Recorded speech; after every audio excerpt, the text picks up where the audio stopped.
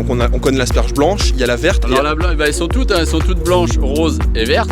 Après c'est parce que la blanche, parce qu'on la laisse dans la terre et on met un plastique noir dessus pour pas qu'elle s'aperçoive du soleil. Si on la laisse sortir naturellement de la butte, à un moment donné elle va commencer à prendre le soleil, donc là elle va commencer à prendre sa couleur rose.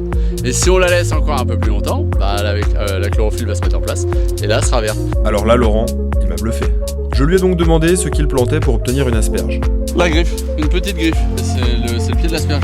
C'est comme une araignée et ça a plein de petites pattes. Et puis au milieu, il y a ce qu'on appelle la tête. Donc il y a plein de petites têtes d'asperges et elles partent les unes après les autres. Ok. Mais à différents moments. Entre le moment où je fabrique la graine et qu'on la met dans l'assiette, pour vraiment avoir une asperge, vraiment une production au top, moi il me faut 6 ans. 6 ans?